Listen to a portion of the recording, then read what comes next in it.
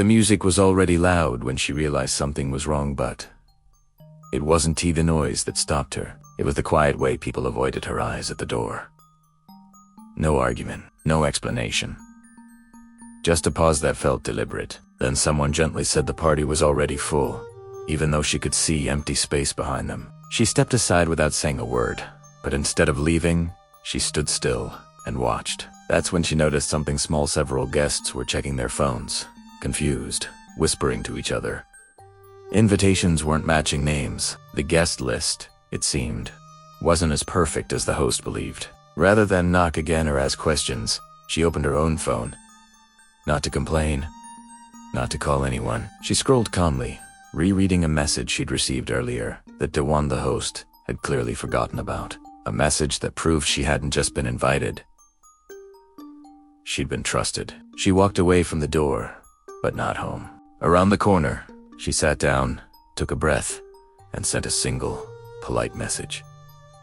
No accusations, no emotion. Just one sentence that changed the direction of the night because it went to the one person the host hadn't expected her to contact. Inside the party, the music suddenly lowered. The host's phone buzzed, and his expression shifted not to anger, but to concern. He reread the message twice, realizing the mistake wasn't about a guest list at all. It was about who the event truly depended on, and who had just been left outside. As the party grows louder, she realizes something important. No one accidentally forgets someone like this. Every glance that avoids her, every whisper behind a glass, feels planned. She wasn't invited to celebrate.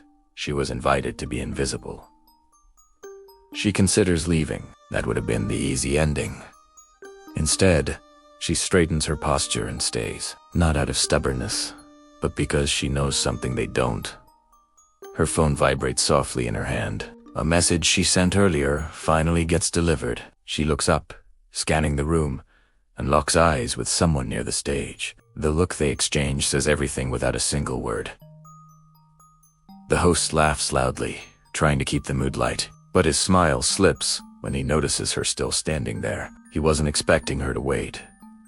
He was counting on her disappearing quietly. The music fades unexpectedly. The host steps toward the microphone, visibly tense. He clears his throat and says, "Before tonight goes any further, there's something everyone here needs to know." And for the first time, she becomes the center of the room. The room grows quiet as people turn toward her. Some look confused, others uncomfortable. She doesn't rush forward. She waits. Silence, she has learned, can speak louder than arguments. The host gestures toward her, unsure whether to smile or apologize. This wasn't part of his plan. She steps forward slowly, every footstep steady. Not angry, not emotional, completely in control. A screen behind the stage lights up.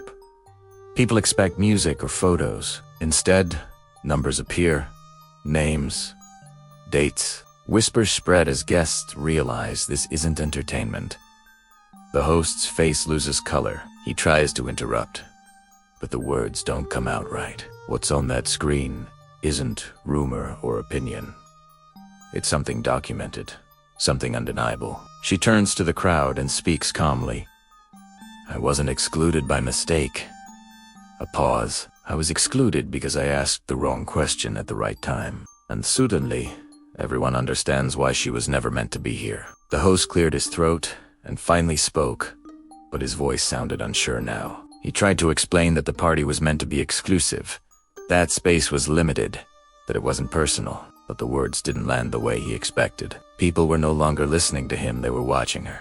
The woman he chose to exclude was now the calmest person in the room, and that contrast felt loud. She looked around once more, then did something no one expected. She thanked the host not sarcastically, not angrily, but sincerely. She said being left out reminded her of how often people decide worth based on appearances. Her tone wasn't emotional, but the message hit deep. The room felt heavier, as if everyone realized they had silently agreed with the exclusion by doing nothing. Then came the real shift. One of the guests spoke up and admitted they had felt uncomfortable from the start.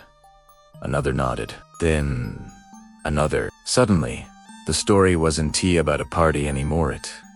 was about how his alley people follow unfair decisions just to stay comfortable. The host's confident image began to crack, not because he was attacked, but because he was exposed. The woman didn't stay to enjoy this moment. She politely said she had somewhere else to be and turned toward the exit. That's when the host stopped her and asked her to stay, this time genuinely. But she smiled softly and said something simple. Being invited late doesn't feel the same as being welcomed. That sentence stayed in the air long after she walked out. By the end of the night, the party continued, but something had changed. Conversations felt quieter, more thoughtful. The host stood by the window, replaying everything in his head, and the woman he excluded. She walked away with something far more powerful than an invitation. She walked away knowing she never needed their approval to belong.